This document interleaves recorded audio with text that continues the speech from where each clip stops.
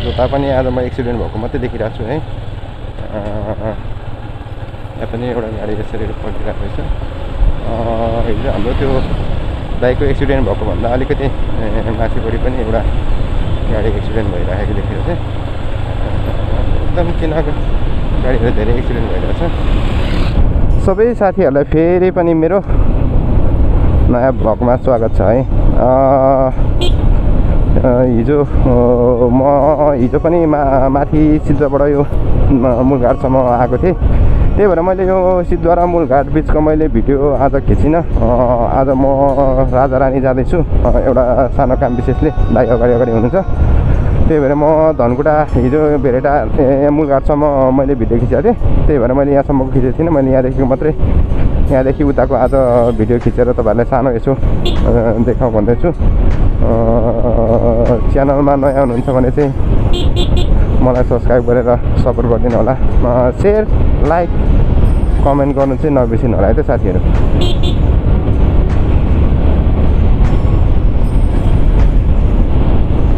एकदम आज किन धेरै बाटोमा एक्सिडेन्ट मात्रै भएर देखिरहेको छु। हाम्रो त्यो चाहिँ एक्सिडेन्ट भएको गाडी नजिकै पनि अर्को गाडी पनि बस पनि एक्सिडेन्ट भएको देखेको छु। यहीँ अगाडि मूलघाटभन्दा आउनुभन्दा अलिकति अगाडि पनि एउटा लोपेट पल्टिराखेको देखिरहेको छु। किन हो यो एकदम धेरै एक्सिडेन्ट भएको देखिरहेको छु। हिजो चाहिँ तितो मेरो बाइकको पछाडिको टायर भनौँ न कामै नदिने गरी कटिएको कारणले म अर्कै भाइको बाइक लिएर आउँदैछु। अलिकति आफ्नो गाडीभन्दा फाल्टोहरू गाडी कुदाउनु चाहिँ अलिक अप्ठ्यारै हुन्छ। भाइको एब्जेट भर्सन 2 को रहेछ। अलिकति अप्ठ्यारो लागिरहेछ किनकि मेरो त अफरोड कुद्ने बाइक छ। अलिकति म उभिएर कुद्छु। यो अलिकति स्पोर्टी बाइक भएर अलिकति अप्ठ्यारो लागिरहेछ आज मलाई कुदाउनुलाई। र पनि कुदाइराखेको सबै गाडीहरू त कुदाउनु सक्नु नै पर्यो। जस अघिभन्दा अलिक धेरै सजिलो भइसकेको छ अहिले मलाई। सुरुमा चाहिँ अलिकति अप्ठ्यारो लागिरहेको थियो। त्यो गाडी कुदाउनु नि मजा छ। राम्रो गरी कुद्छ। स्पोर्टी बाइक हो।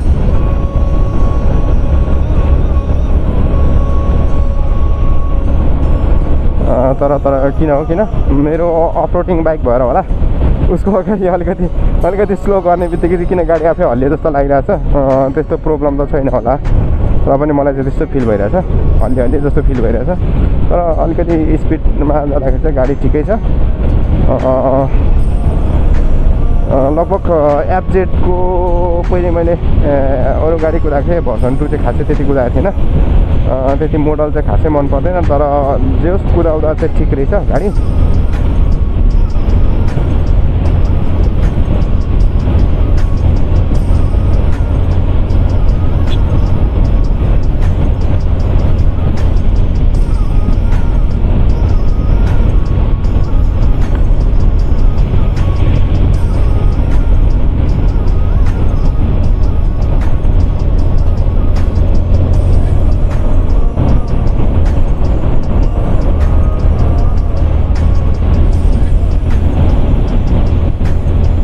यहाँ बाटो अस्ति निकै नै भत्किएको थियो।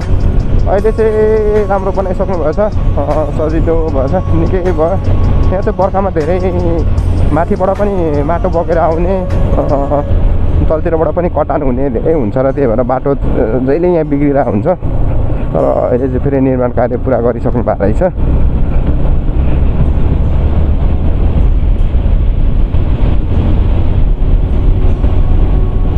हामी फेरि आइपुग्यौँ।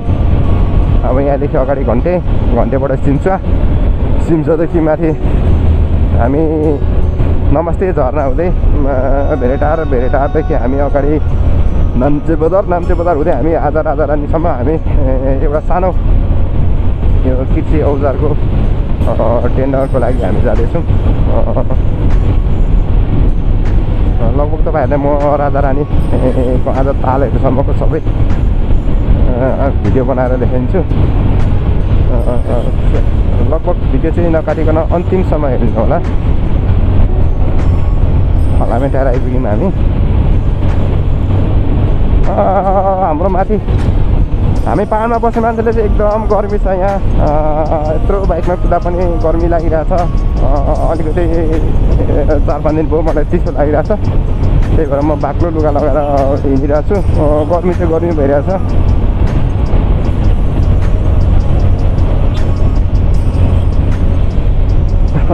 मालमा गाडीहरू यस्तो तातो छ। यस्तो तातो मौसममा झन् साह्रो त्यत्रो तातो कुद्नु चाहिँ सक्ने हो गाडी है। यत्रो लोड बोकिराख्नु भएको हुन्छ।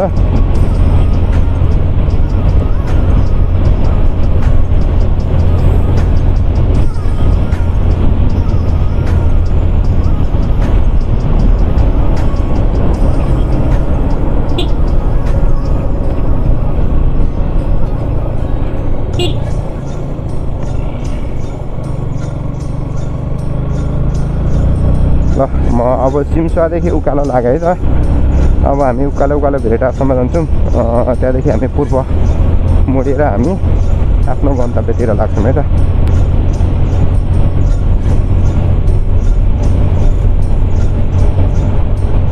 मलाई यो गाडीको मोडल त्यति मन नपरे नि। लगभग यसको कुदाइ चाहिँ बबाले लाग्यो है। लगभग यो 160 को होला। 160 हुँदा नि यस्तो बबाल कुदिरहेछ। 250 को त झन् बबाल कुद्छ होला।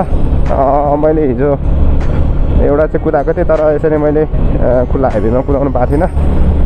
यामाको गाडीहरू नि प्राय राम्रो छ। कुदाउनु कम्फर्टेबल त्यति साह्रो नभए पनि अब अफरोडिङको अगाडि त कम्फर्टेबल त पक्कै हुँदैन। तर यसपट्टि भएको हाइवेमा कुदाउनु चाहिँ धेरै राम्रो हुँदो रहेछ। सजिलो पनि हुँदो रहेछ।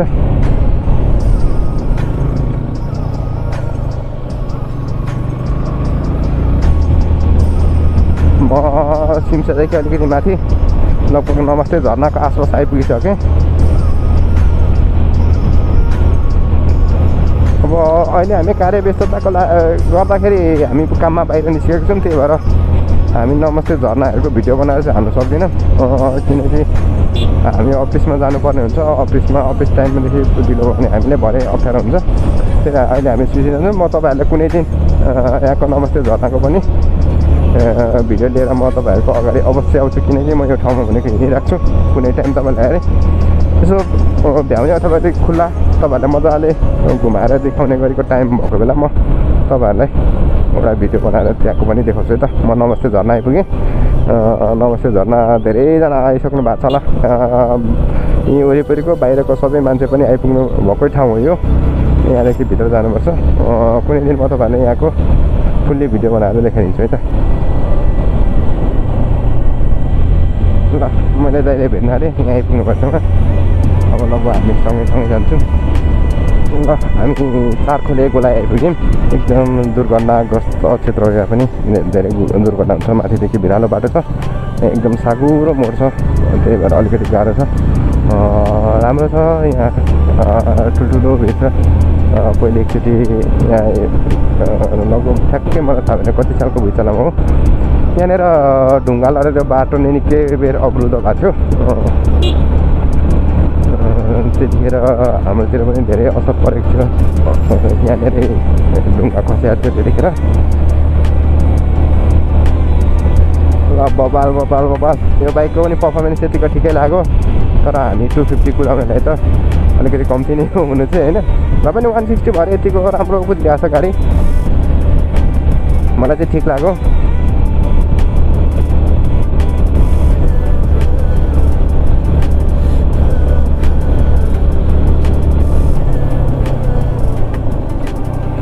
महाभारत जाने बाटो यहाँदेखि छुट्टिन्छ।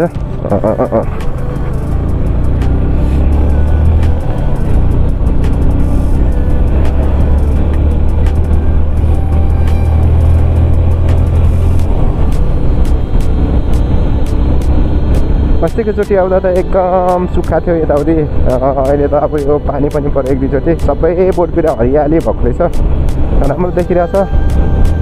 हामी माथि भेरेडार पुगेर यो ठ्याक्कै यो अग्लो देखेको डाँडा छ नि, हामी यो डाँडादेखि ठ्याक्कै पार भएर उता अगाडि जान्छौँ।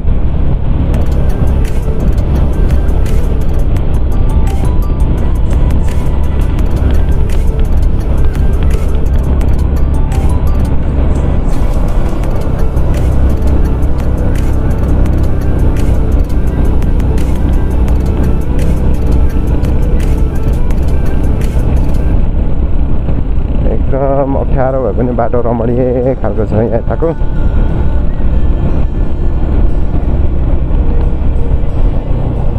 ल हामी कार्की छापा आइपुग्यौँ।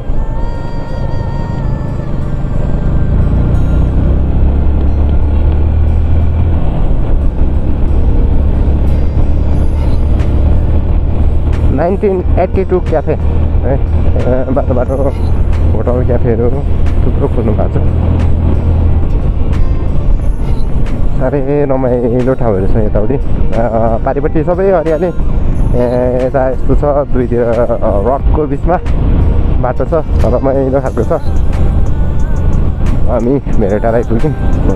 एक मोड मात्रै माथि हो, अनि त्यहाँदेखि धरान झर्ने बाटो छोडेर हामी पूर्व साइडमा हामी राजारानी जाने बाटोलाई लाग्छौँ। भेरेटार आइपुग्यौँ। अब हामी यहाँदेखि पूर्व लाग्छौँ।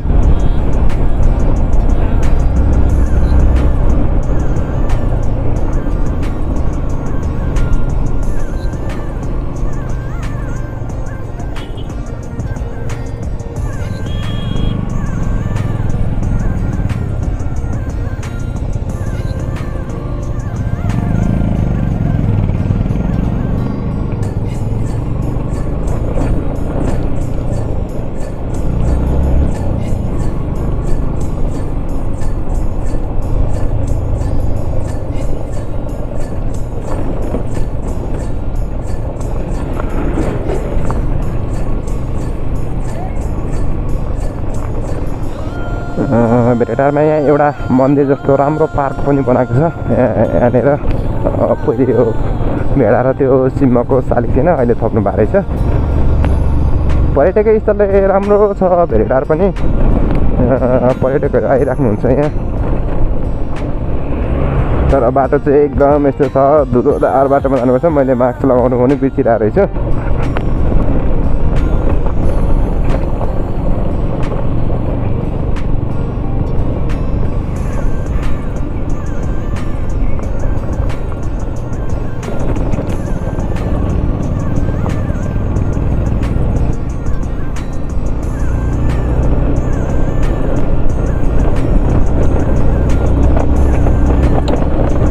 बबाल रहेछ बाटो चाहिँ। लगभग मेरो बाइक चाहिँ ल्याउनु पर्ने यो बाटोमा। यस्तो बाइक चलाउनु अलिक अप्ठ्यारो हुन्छ।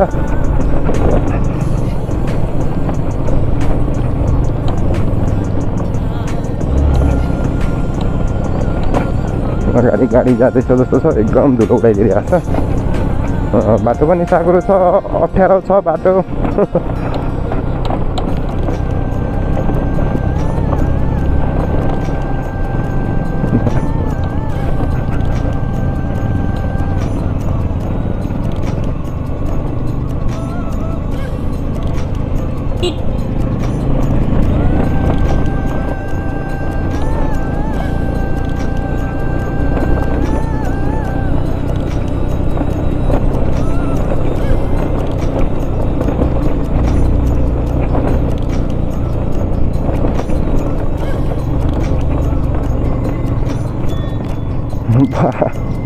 बाटो यस्तो छ, अगाडि ठुलो गाडी जाँदैन हुन्छ।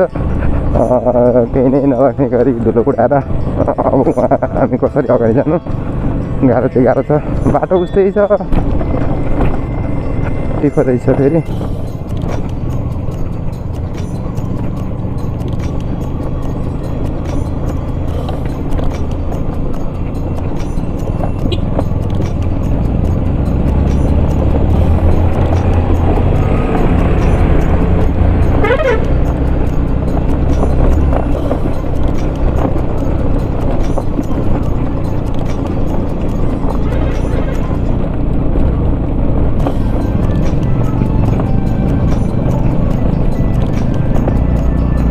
बाटोमा स्कुटी ल्याएर गाह्रो चाहिँ गाह्रो छ। बाटो सानी सानी कुदाउँदै हुन्छ। हामी बाइक कुदाउन चाहिँ यस्तो गाह्रो भइरहेछ। अब अलिकति आफ्नो त गाडी चेन्ज भएर पनि होला, गाह्रो फिल भइरहेछ।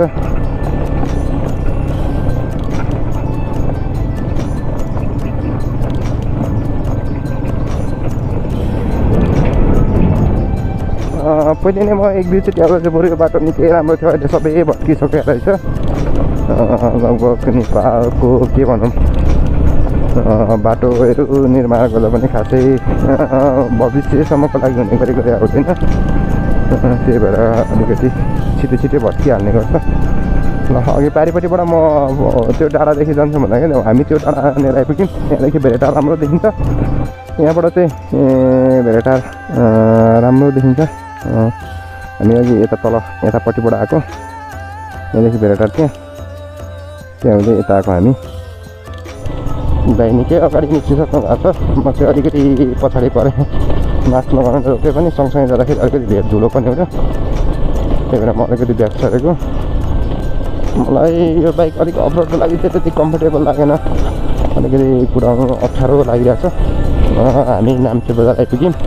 आत्मा घर भनेको चाहिँ यहाँदेखि ठ्याक्कै माथि गएपछि पुगिन्छ। पहिले म एक दुईचोटि गएको थिएँ। आज चाहिँ अलिकति टाइम अभाव छ, त्यही भएर हामी आज जाँदिनँ माथि, निकै माथि पर्छ। नाम्चे बजार आइपुगेछौँ हामी।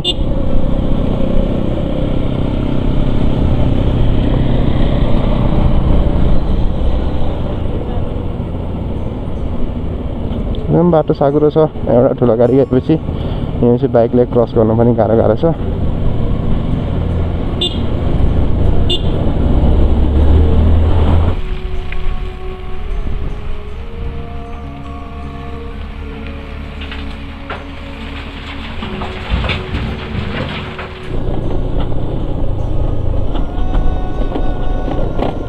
एकदम रमाइलो छ बाटो, रमाइलो छ। कमसेकम यार बाइक आइदिएपछि त कमसेकम अलिकति बिस्तारै कुदाइदिनु नि। ठुलो गाडीले हेपेर गर्छ। लगभग हाम्रो 2 पाङ्रे गाडीको समस्या यही हो। कसमा त्यो त आएपछि त कमसेकम उनीहरूले स्लो गरिदिनु पर्ने हो नि त। चट्ट आफू सिसा लगाएर गाडीभित्र बस्नुहुन्छ, बाहिर आउनेलाई उहाँहरूको मतलबै छैन। त्यतिखेर अब हामी भुइँ नदेखेर अथवा त्यत्रो धुलो उडाएको छ, भुइँ नदेखेर हाम्रो एक्सिडेन्ट भयो भने हामीले गाह्रो हुने हो, उहाँहरूलाई हुँदैन। यस्तो उसमा चाहिँ अलिकति ठुलो गाडीहरूले पनि वास्ता गरिदिनु पर्ने हो।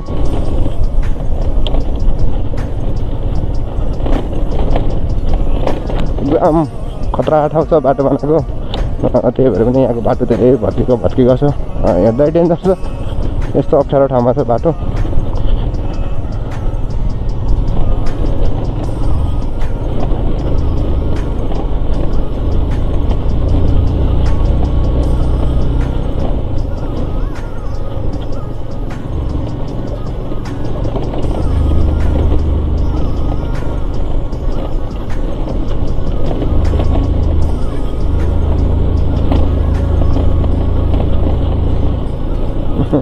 बाइकले यत्रो धुलो उडाइरहेको छ है। ठुलो गाडी अगाडि हिँड्दैन भने त धेरै बिजोक हुने रहेछ।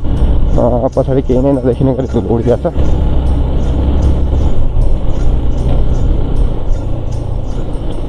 अब बाटो चाहिँ बन्नै आँटेको रहेछ सबै ठाउँमा।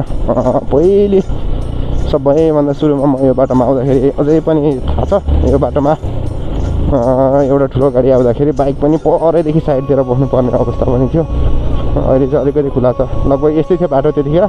यहाँ ठुलो गाडी आयो भने सानो बाइक छिर्ने ठाउँ पनि छैन।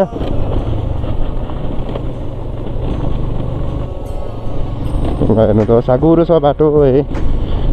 अब यस्तो साँघुरो बाटोमा त ठुलो गाडी आयो भने सानो गाडी कहाँदेखि साइड दिने हो क्या। एकदम त्यो पनि अगाडि त्यति नदेखिने गरेको छ बाटो। झप्पै एकैचोटि जङ्गा भेट हुने खालको छ बाटो है।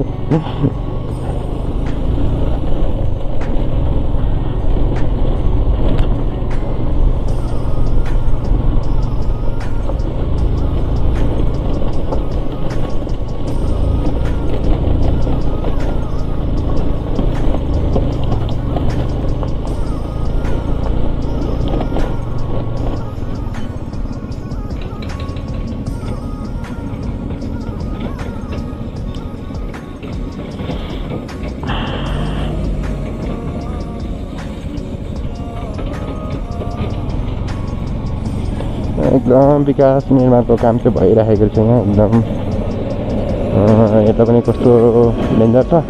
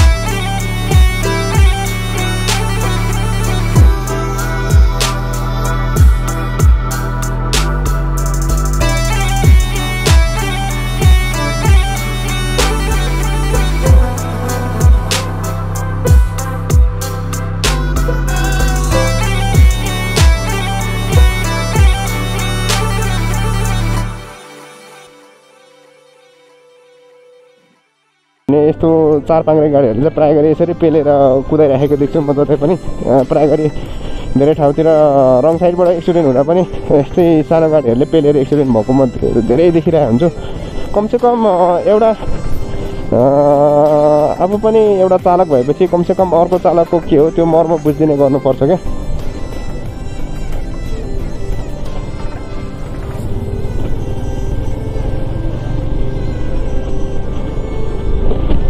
अब फेरि मैले बुलेट बाइकको धुलो खानुपर्ने भएछ अगाडि है।